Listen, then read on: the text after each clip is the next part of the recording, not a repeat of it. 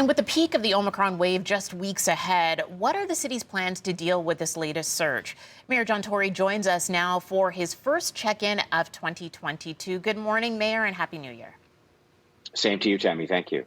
Now, we'll start off with some staffing shortages. You had addressed this yesterday during your latest news conference, an update.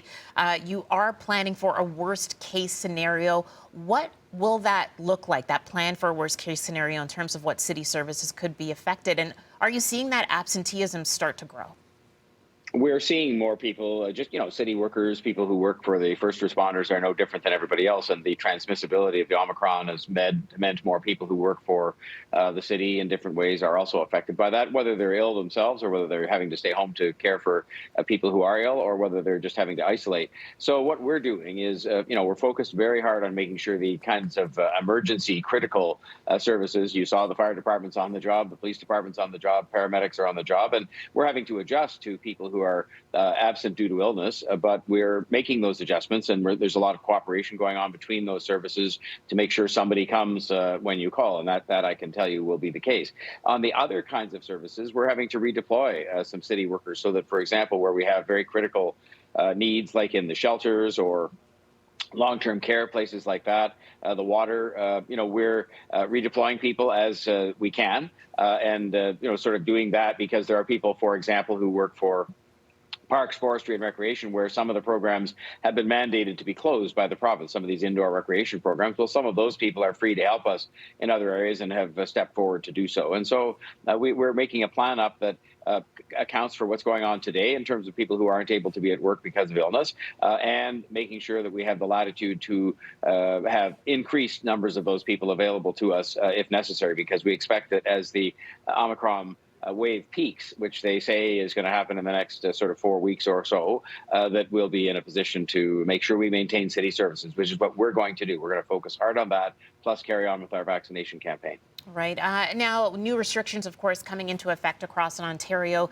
Businesses really suffering already from past restrictions. And now those that are hanging on to, by a thread really are vulnerable once again. Are you concerned that the small business landscape here in Toronto is drastically going to change by the end of this lockdown?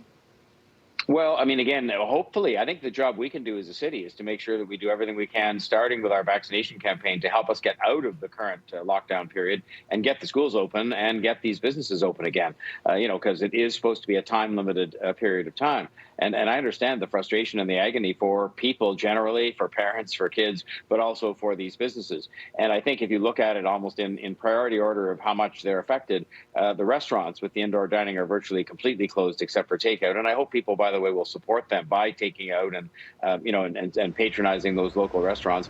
The retail are open, but with capacity restrictions. So we're taking a look at things that might be done. But I think that it is really the governments of Canada and Ontario who have the latitude financially to operate these kinds of programs, which they have been doing, I should point out. And I think the main task they have in front of them at the moment, Tammy, the main task they have in front of them is to make sure people know of these programs. How do you apply? How can they make those programs work quickly so people can get the relief into their hands on an expedited basis? And we're looking at some things we can do. So, for example, when the restaurants open again for indoor dining, I hope we can have one of our programs we've had, like Winterlicious, ready to go in fairly short order. After that, we've had it every year. Maybe we can do it, a little quicker. Maybe we can do it on a little bit more of an expanded basis as we did last year. So these are the kinds of things the city can do, but I'm advocating very strongly as well for the other governments to step forward and help those businesses, because they're sort of out of reserves, they're out of gas, as it were, and they're really struggling. Team Toronto vaccination numbers were updated this morning. 45% of kids have now received their doses as well. Are there any plans during this 2-week period while kids are off to create any special vaccination clinics or boosters for educators as well? Something so that we can get ahead of that during this 2 weeks? We're taking a look at that. Again, there's only so many things you can do at a time. So we have priority groups to look after. We are also very happy to announce this morning that 880,000 Torontonians in a relatively short time have had the booster shot, the third dose. And that's great. And we're going to continue with that. But the answer to your question is we're taking a look at what we can do, because, again, we're going to do everything we can, knowing we're not a school board or the province. We don't have a direct role in the schools. But what we can do is, through the vaccination program, help to make sure the cause of getting the schools reopened on time on January, I believe it's the 17th, can get done.